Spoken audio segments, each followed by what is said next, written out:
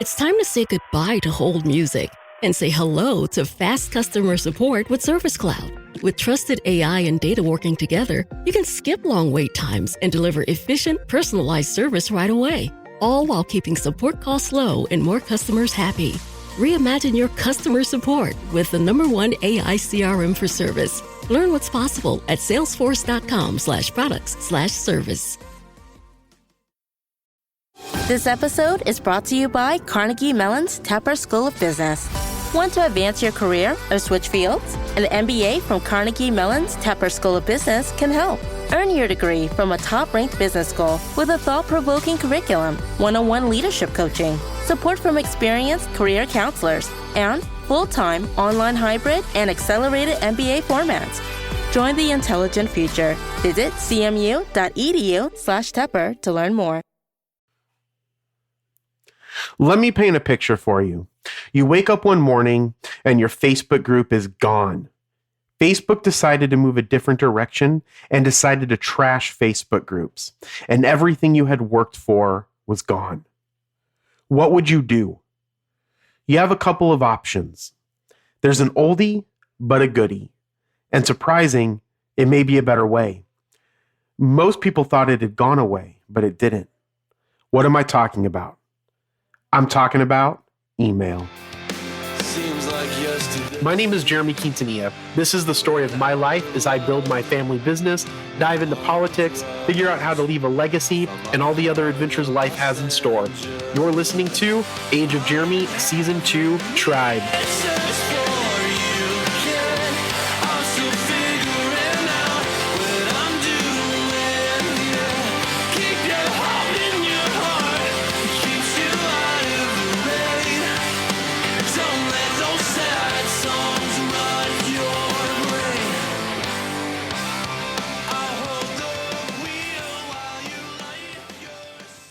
We get so caught up in social media that we never think what would happen if it just disappears or if it changes.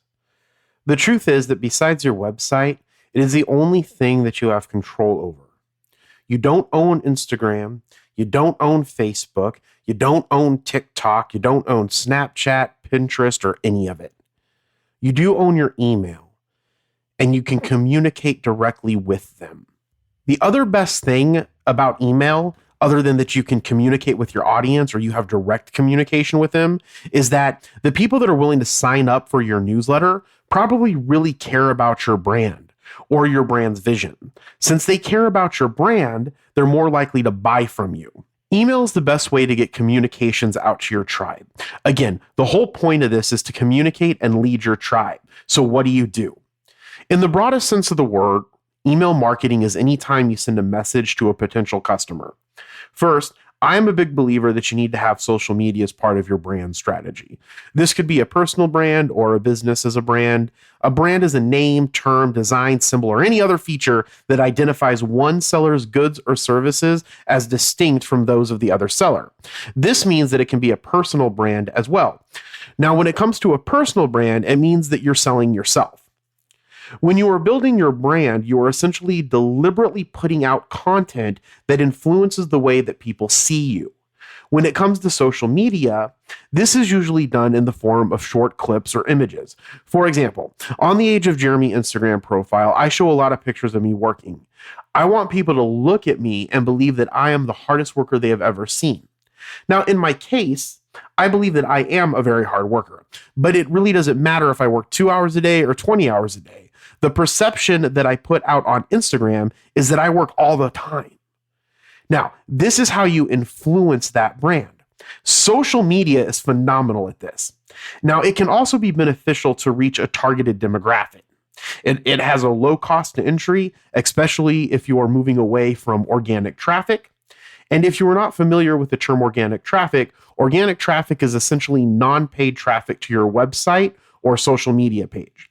It relies on great content with the right words or hashtags for the company's algorithms to put your content in front of people. Now, search engine optimization would be a key tool for organic website traffic. Social media's paid advertising is also great for retargeting clients. Google and Facebook have retargeting features. Essentially, there is a code. Facebook's is called Pixel, and Google uses tags. Now, you place these on your website or landing page. And then when someone goes to the website, that pixel or that tag, or your analytic tag tracks the actions on that website. And then you can use tools that Facebook and Google have to retarget them. Now, let's say you visit our affiliate website, Age of Radio Bazaar. Then later, after you've gone on the Age of Radio Bazaar site, you see an advertisement for the Bazaar. Now, this is because we are retargeting you in a hope to convert you to a sale. And social media like Facebook and Instagram, and technically Google and ad search, work amazing for this. Now, there are a lot of problems with social media marketing. Now, I believe the main problem is that it has increased the noise. There is just so much fucking advertising out there on Facebook, Google, Instagram, Pinterest, Snapchat. And with all of that social media, you're just getting bombarded with advertising. Man, I see in Fight Club the strongest and smartest men who've ever lived. I see all this potential, and I see it squandered. God damn it, an entire generation pumping gas, waiting tables, slaves with white collars. Advertising has us chasing cars and clothes, working jobs we hate so we can buy shit we don't need. We're the middle children of history, man. No purpose or place. We have no great war, no great depression. Our great war is a spiritual war. Our great depression is our lives. We've all been raised on television to believe that one day we'd all be millionaires and movie gods and rock stars, but we won't. We're slowly learning that. That was 20 years ago, 23 years ago when the book came out. If it was true then, it is true now. There are tons of advertisers trying to influence and get you to believe that you need what it is they are selling. So, as you are trying to build your brand, how do you get your voice through all the noise, and what do you do once you capture ears? What do you do if people want to hear what you are saying? Do you just continue to use social media?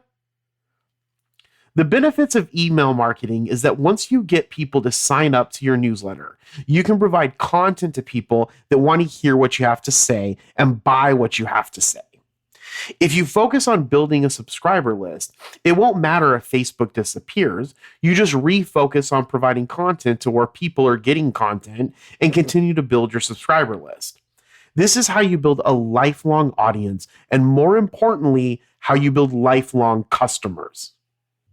Okay, everybody, it's Michael E. Cullen II. And I'm Sesame and Carta from the All Too Real 2 podcast. We're passionate about movies, TV, and pretty much all things pop culture. Dive into the chaos of failed sitcoms, direct-to-video sequels, and the quirky realms of cinema and TV. Join us every Thursday for your dose of All Too Real 2 entertainment. We'll guide you through debates like whether Howard the Duck qualifies as a superhero. Ponder if Larry the Cable Guy could be the new Rock or Schwarzenegger. Discover if some shows and movies should have stayed in the cutting room. Ever heard of a sitcom featuring that dictator with the funny mustache? Well, we watched it. We're dedicated to unraveling the peculiarities of pop culture, sometimes with awesome guests. So, if you're into the eccentric world of pop culture, listen and subscribe to All Too Real 2. Available wherever you find podcasts and on Age of Radio.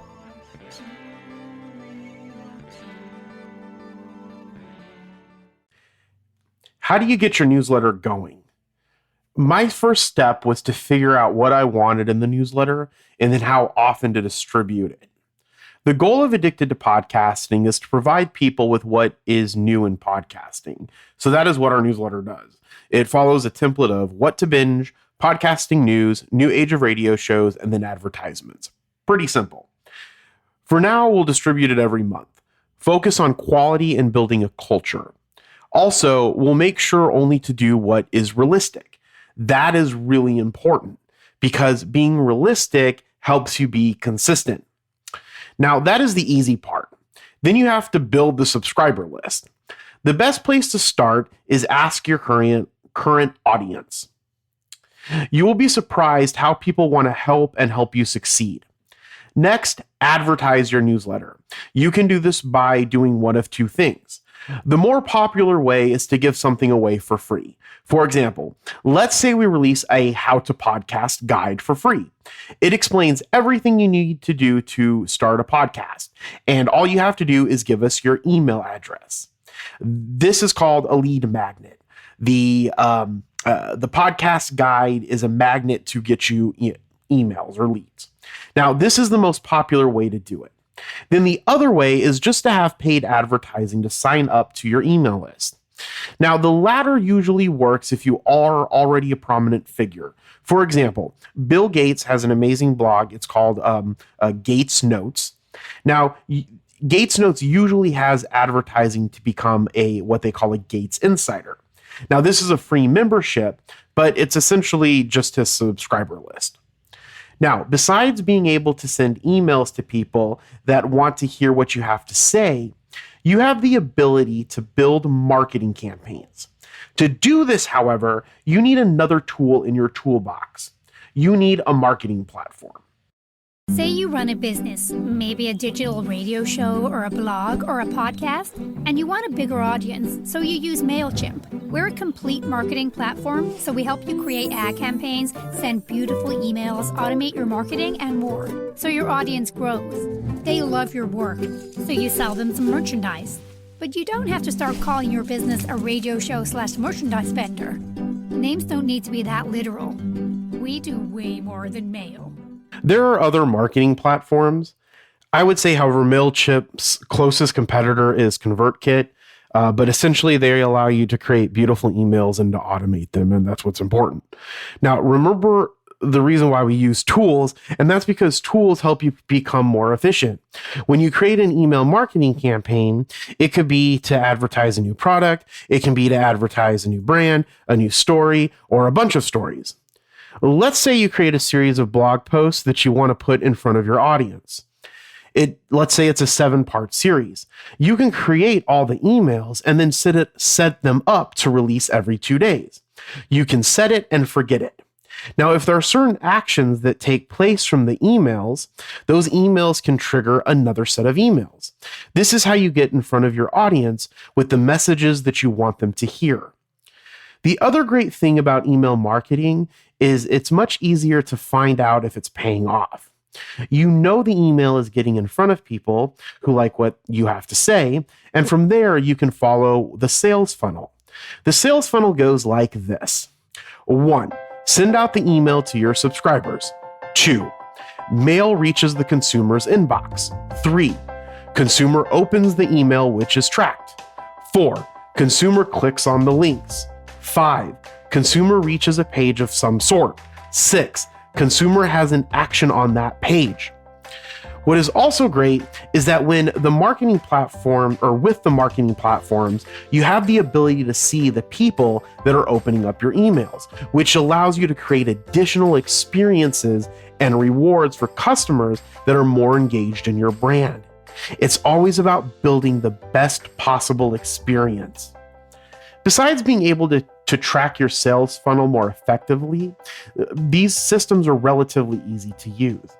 And what's great with marketing platforms is it's easy to create your algorithm for your own marketing campaigns. With new tools comes new metrics, and with new metrics, you're able to see the world for what it is. One of the most important metrics with email marketing is the open rate. It's pretty easy to calculate. It is the amount of emails, the amount of emails opened divided by the amount of emails sent. I'm going to say that again. It's the amount of emails opened divided by the amount of emails sent. What is great about MailChimp is you can see the industry standard for your industry and see how you compare. This will help you gauge how effective you are with your content or how captivating you are with, say, the title of your email. Now, the next metric is usually the most neglected, but it's probably the second most important. It is the retention rate for your subscribers. You want to make sure your list is growing more than it is shrinking. Let's be honest, not everyone is going to be a lifelong customer, and sometimes they unsubscribe. The retention rate is calculated by the number of emails in your list, the number of bounces. A bounce is the amount of emails that don't get delivered properly, minus the number of unsubscribers, divided by the number of email in your list. Okay, I'm going to say that again because it's a little long. Retention rate is calculated by the number of emails in your list, minus the number of bounces, minus the number of unsubscribers. Okay, then you divide that by the number of emails in your list. And that is going to tell you what your retention is. That's going to tell you how many people you're retaining in your email list. And I think that these are the most important when you are starting out. After you get used to tracking your metrics, the click-through rate would be probably the next best one to start tracking. That's the amount of people that opened your email divided by the amount of clicks your email received from the links within your email. Okay? That's the click-through rate. The amount of people that opened your email divided by the amount of clicks your email received from the links within the email. Okay? So essentially, say someone goes into your email and they click a link. That would be that number of how many people did that based off of the emails that you sent. That's the click-through rate. Now, you can learn a lot from these three metrics, mainly whether or not you are presenting your audience with content that they want to hear. And again, that's why that's important, because if these numbers aren't, not up to what you want them to be, that means you have to change something about your content, because that's what's going to get them, or the presentation of the content, because that's what is going to get them to engage with your content. I really feel that the marketing industry is going to start refocusing on email marketing. And they're going to refocus on that email marketing to build close relationships with their audiences. This is mainly because an email list, like I said, is the only true way to have control of your most important asset. And that asset is your email list. Next time, I'm going to deep dive into something I am really struggling with: the Age of Radio Bazaar. Age of Jeremy would like to give special thanks to Seth Godin for letting us use his book Tribe as the name and jumping off point for Season 2. Buy his best-selling book Tribes, linked below. Our Season 2 song is Autumn by Trophy Eyes from their album American Dream, released in America by Hopeless Records. Age of Jeremy was recorded using Steinberg's Cubase, Audio-Technica mics, Audio-Technica headphones, Focusrite interfaces, and Waves plugins. Check out the links in the description below.